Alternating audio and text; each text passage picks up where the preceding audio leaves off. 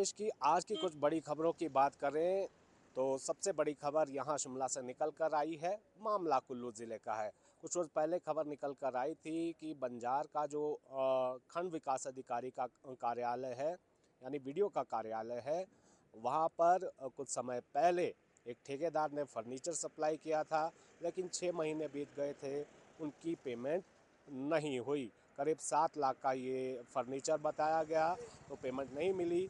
तो तंग आकर ठेकेदार वापस वीडियो दफ्तर पहुंचा और वो अपना सारा फर्नीचर उठाकर वहां से चल दिया। इसको लेकर खासी किरकिरी सरकार की हुई थी। वहां से बीजेपी के विधायक ने भी सवाल उठाए थे, तो नेता प्रतिपक्ष की ओर से भी सवाल उठाए गए, वित्तीय स्थिति को लेकर सवाल उठाए गए, राज्य सरकार के वित्तीय प्रबंधन को लेकर सवाल उठाए गए। इस पर अब एक खुलासा किया है पंचायती राज और ग्रामीण विकास मंत्री अनिरुद्ध सिंह ने।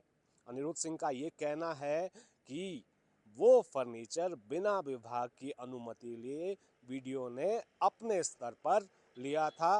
विभाग की तरफ से कोई अनुमति इस फर्नीचर लगाने के लिए नहीं ली गई थी, कोई अप्रूवल नहीं लिया गया था। इस मामले की छानबीन की गई और अधिकारी को चार्जशीट किया गया और इस मामले की अभी भी जांच चल रही है। तो ये खुलासा पंचायती राज मंत्री अनिरुद्ध सिंह कर रहे हैं। उनका ये कहना है कि इस मामले की जांच अभी भी जारी है। विभाग की तरफ से ना ही किसी तरह का कोई ऑर्डर इसमें किया गया था और अब देखना होगा कि इस मामले में और क्या कुछ निकल कर आता है। लेकिन शुरुआती तौर पर यह खुलासा पंचायती राज मंत्री कर रहे हैं, विभाग का इससे कोई लेना देना नहीं था।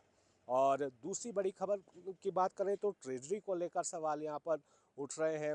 लोक निर्माण विभाग और जल शक्ति विभाग में जो ठेकेदार हैं, उनकी पेमेंट नहीं हो पा रही है। पिछले 3 महीने से वो पेमेंट के लिए लगातार सरकार से गुहार लगा रहे हैं। सचिवालय में भी कई दफ़ा जो है ठेकेदार पहुंचे हैं, लेकिन उनकी पेमेंट नहीं हो पा रही है। करीब 900 करोड़ के आसपास की जो राशि है वो लंबित है, जिसके चलते जो विकास के कार्य हैं वो भी प्रभावित हो रहे हैं। इसको लेकर विपक्ष की तरफ से भी सवाल उठाए गए कि राज्य सरकार जो है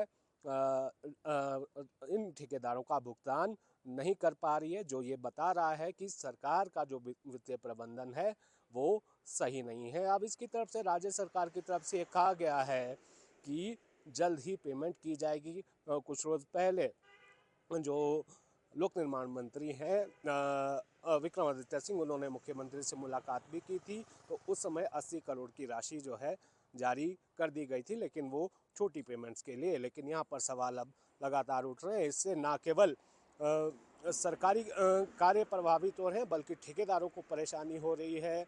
उनकी पेमेंट जो है जो उनके पास जो कर्मचारी हैं, उनकी सैलरी देने के भी पैसे नहीं बचे हैं, ऐसा ठेकेदारों का कहना है।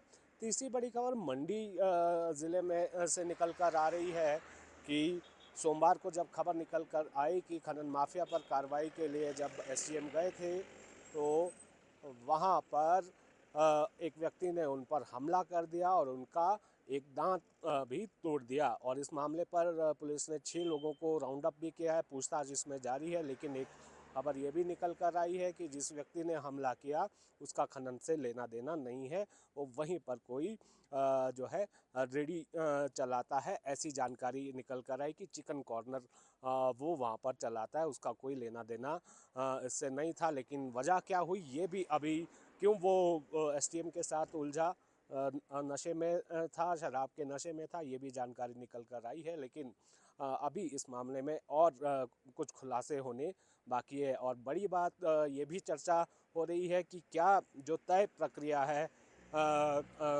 खनन माफिया पर कार्रवाई करने की या अवैध रूप से जो खनन होता है उस पर रोकने के लिए जब इस तरह से कार्रवाई के लिए एसडीएम जाते हैं या कोई और अधिकारी जाता है, तो उस समय की जो प्रक्रिया है क्या उसे पूरा किया गया था या नहीं, क्या पर्याप्त संख्या में पुलिस बल एसडीएम के साथ था या नहीं था, अगर था तो कैसे उन पर यह हमला हुआ है।